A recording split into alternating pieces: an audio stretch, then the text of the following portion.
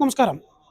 തദ്ദേശ സ്വയംഭരണ സ്ഥാപനങ്ങളിലേക്കുള്ള തെരഞ്ഞെടുപ്പ് പടിവാതിക്കൽ എത്തി നിൽക്കുകയാണ്. അരയും തലയും മുറക്കി ബി.ജെ.പി സംസ്ഥാന നേതൃത്വം തന്നെ രംഗത്തുണ്ട്. ഈ ഘട്ടത്തിൽ ബി.ജെ.പിയുടെ സംസ്ഥാന ജനറൽ സെക്രട്ടറി എസ് സുരേഷാണ് നമുക്കൊപ്പം ചേരുന്നത്.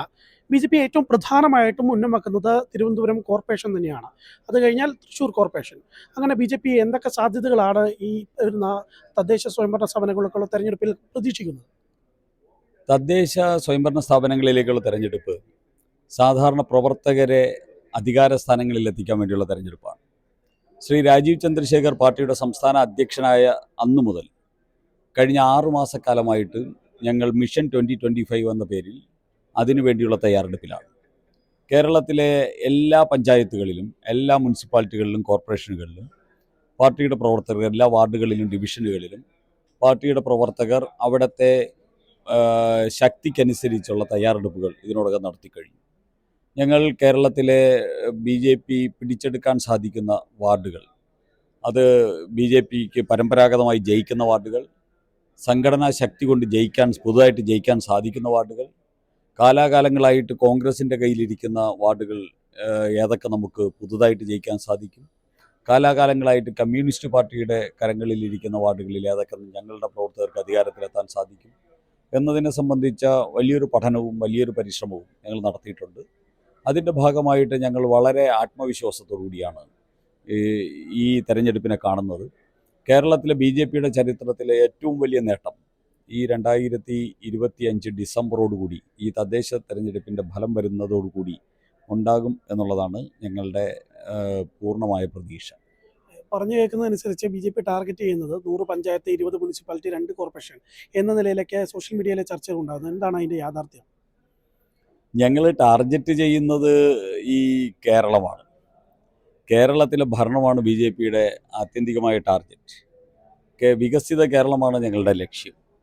അതിൻ്റെ ആദ്യപടിയാണ് വികസിത പഞ്ചായത്ത്, വികസിത മുനിസിപ്പാലിറ്റി, വികസിത കോർപ്പറേഷൻ.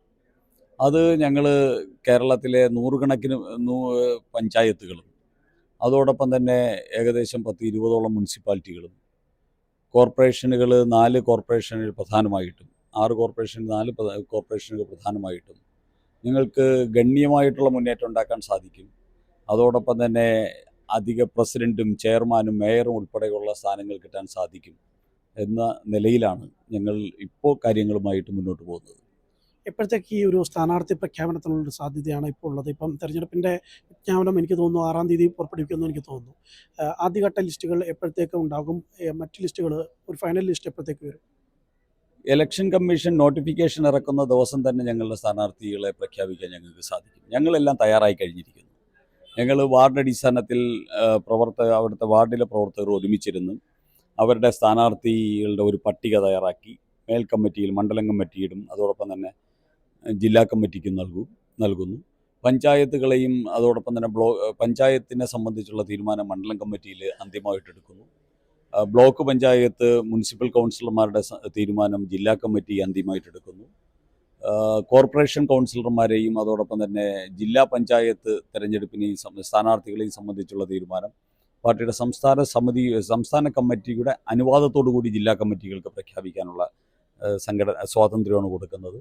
അപ്പോൾ ആ രീതിയിൽ വളരെ സിസ്റ്റമാറ്റിക്കായിട്ട് വാർഡ് തലം മുതൽ സംസ്ഥാന തലം വരെ ഓരോ ഘടകത്തിലും ചർച്ചകളും അതിനുവേണ്ടിയുള്ള പാനൽ തയ്യാറാക്കലും ഷോർട്ട് ലിസ്റ്റ് ചെയ്യലും ഒക്കെ, ആ പ്രക്രിയയൊക്കെ ആയിരക്കണക്കിന് വരുന്ന ഡിവിഷനുകളിൽ ഇപ്പോൾ നടന്നുകൊണ്ടിരിക്കുകയാണ്.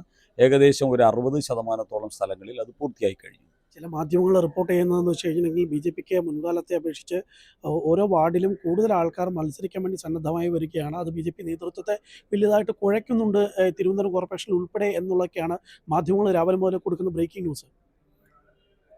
അധികാരത്തിലെത്തും, ജയിക്കും, ഭരിക്കും എന്നുള്ള ഒരു ആത്മവിശ്വാസം പ്രവർത്തകരിലും പൊതുസമൂഹത്തിൻ്റെ ഇടയിലുണ്ടാകുമ്പോൾ സ്വാഭാവികമാണിത്.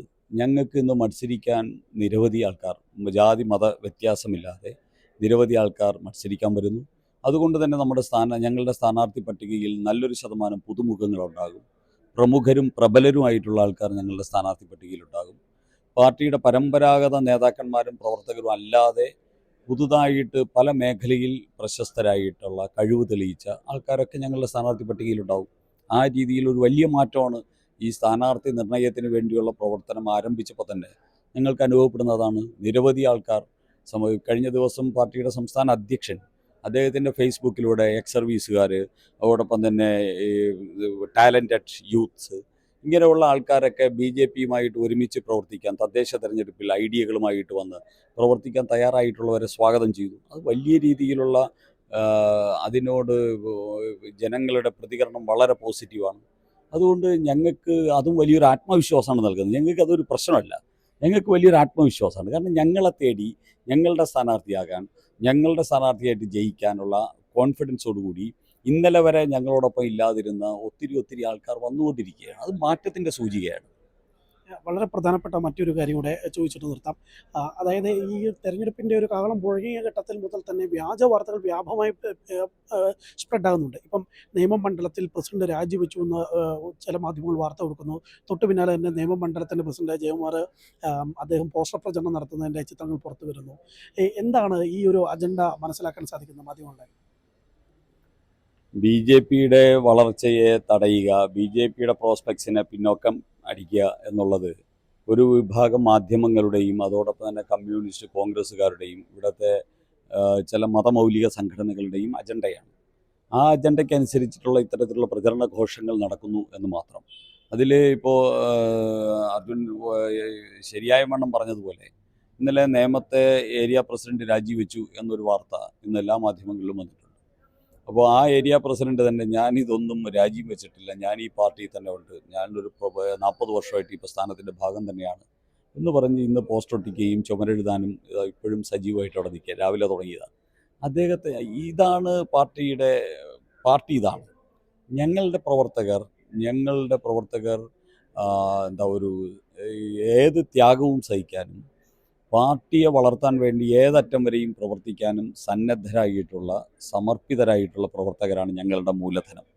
ആ പ്രവർത്തകരെ ഇത്തരത്തിൽ തെറ്റായിട്ടുള്ള ആരോപണങ്ങൾ ഉന്നയിച്ച് അവരെ തെറ്റിദ്ധരിപ്പിക്കാനോ അല്ലെങ്കിൽ പൊതുസമൂഹത്തിനിടയിൽ തെറ്റിദ്ധാരണ പരത്താനോ ശ്രമിക്കുന്നവർക്കുള്ളൊരു മറുപടിയും കൂടിയാണ് ഇന്നലെ ജയകുമാർ രാജിവെച്ചു എന്ന് പറഞ്ഞവർക്ക് ഇന്ന് ജയകുമാർ അവിടെ സജീവമായിട്ട് പ്രവർത്തിക്കുന്ന ദൃശ്യങ്ങൾ എന്ന് മാത്രമേ എനിക്ക് പറയാനുള്ളൂ.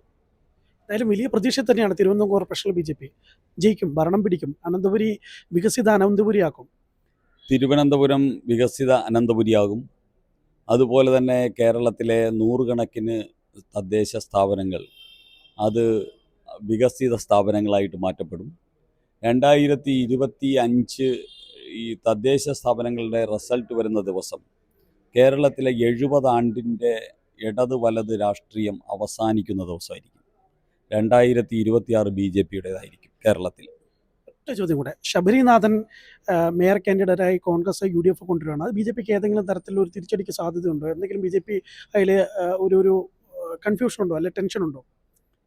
കെ മുരളീധരൻ 3-ാം സ്ഥാനത്തേക്ക് വേണ്ടി മത്സരിക്കുന്ന ഒരു ചാവേറാണ്. ബി ജെ പിക്കെതിരെ മത്സരിക്കുമ്പോൾ അദ്ദേഹത്തിന് കിട്ടുന്ന എന്തോ നക്കാപ്പിച്ചൊക്കെ ഉണ്ട്. അതിനുവേണ്ടി മുമ്പ് നേമത്ത് വന്നു മത്സരിച്ചു. ദൗർഭാഗ്യവശാൽ ഞങ്ങളുടെ കുമ്മനം രാജേട്ടൻ തോറ്റു. പക്ഷേ അത് കഴിഞ്ഞ് തൃശ്ശൂർ പോയി നാണം കെടുത്തി വിട്ടു. തൃശ്ശൂർ ജനത കെ മുരളീധരനെ നാണം കെടുത്തി വിട്ടു. ഇപ്പോൾ തിരുവനന്തപുരത്ത് കെ മുരളീധരൻ വന്നേക്കാണ്. അപ്പോൾ കെ മുരളീധരനോട് ഞങ്ങൾക്ക് പറയാനുള്ളത്, നിങ്ങൾ ഞങ്ങൾക്കെതിരെ ചില ആൾക്കാരുടെ താല്പര്യപ്രകാരം ഗൂഢാലോചനയുടെ ഫലമായിട്ട് ഞങ്ങൾക്കെതിരെ മത്സരിച്ച് 3-ാം സ്ഥാനത്തായി നാണം കെട്ട് മാനം കെട്ട് രാഷ്ട്രീയ ജീവിതം അവസാനിപ്പിക്കുന്നു എന്ന് പറഞ്ഞ് പോയ ആളാണ്. നിങ്ങൾ എന്തിനാ ഈ തിരുവനന്തപുരത്തുകാരായിട്ടുള്ള കുറേ സ്ഥാനാർത്ഥികളെ ഈ 3-ാം സ്ഥാനത്തേക്ക് വേണ്ടി ഇങ്ങനെ തെരുവിലിറക്കുന്നത് എന്നാണ് കെ മുരളീധരനോട് ചോദിക്കാനുള്ളത്. പിന്നെ ശബരിനാഥ് എന്ന് പറയുന്നത് അസംബ്ലി MLA ആയി, അതിനുശേഷം തോറ്റു. ശബരിനാഥ് ഞങ്ങൾക്ക് ഈ തിരുവനന്തപുരത്ത് 35-36% വോട്ടുള്ളൊരു പാർട്ടിയാണ് ബി ജെ പി. ഇടതുപക്ഷം കഴിഞ്ഞാൽ തിരുവനന്തപുരത്ത് അധികാരത്തിൽ വരാൻ പോകുന്നത് ബി ജെ പി തന്നെയാണ് എന്നുള്ള കാര്യത്തിൽ അനന്തപുരിയിലെ 8 ലക്ഷം വരുന്ന വോട്ടർമാർക്ക് ഒരു സംശയമില്ല. അതുകൊണ്ട് 8 കൗൺസിലർ മാത്രമുള്ള കോൺഗ്രസിൻ്റെ ഒരു ലീഡറായിട്ട് ശബരിനാഥ് മത്സരിക്കുമ്പോൾ 8 കൗൺസിലർമാർ ആയിട്ട് മേയറാവാൻ സാധിക്കില്ല എന്ന ഒരു സാമാന്യ ബോധം കെ മുരളീധരന് UDF നേതാക്കന്മാർക്കൊട്ടായാൽ മതി. ഇവിടെ ബി ജെ പിക്ക് അടിസ്ഥാനപരമായിട്ടുള്ള മുന്നേറ്റമുണ്ട്.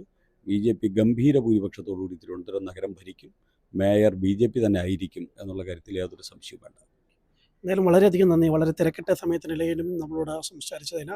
തിരുവനന്തപുരത്ത് BJP സംസ്ഥാന കാര്യാലയത്തിൽ നിന്നും ക്യാമറമാൻ നിതിൻ ഇ കെയോടൊപ്പം അർജുൻ സി വനജ്.